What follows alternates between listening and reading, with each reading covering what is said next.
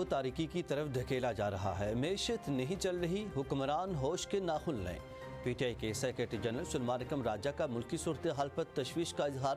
Press conference کرتے ہوئے سلمان اکرم راجہ نے کہا کہ جس طرح سے ملک چلایا جا رہا وہ سب کے سامنے ہے، انتہائی خطرناک صورتحال ہے۔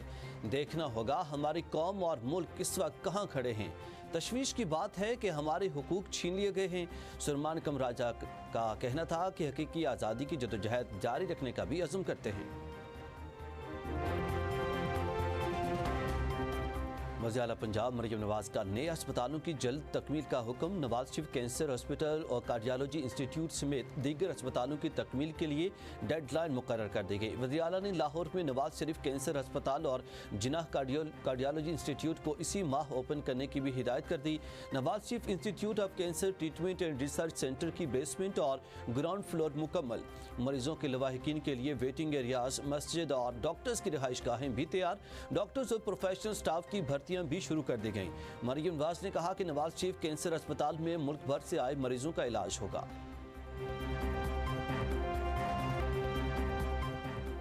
نااہل مودی کی ناکام سفارتکاری اور حماقت بھری بھارتی معیشت کو لے ڈوبی۔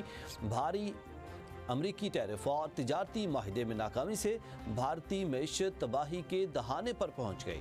امریکی وزیر تجارت ہاورٹن نک نے تجارتی معاہدے میں ناکامی کا ذمہ دار مودی کو ٹھہرا دیا۔ امریکی وزارت تجارت نے انکشاف کیا کہ مودی گھبرایا ہوا تھا، اسی وجہ سے ٹرمپ کو فون نہ کیا۔ امریکہ نے بھارت کی بجائے انڈونیشیا، فلپائن اور ویتنام کے ساتھ تجارتی معاہدے کیے۔ دی ہندو کے مطابق امریکی صدر ٹرمپ بھارت کو مردہ معیشت قرار دے چکے ہیں۔ معاشی ماہرین نے کہا کہ امریکہ کے 500% تک بڑے ٹیرف کے نفاذ کا شکنجہ بھارت کی سفارتی شکست ہے۔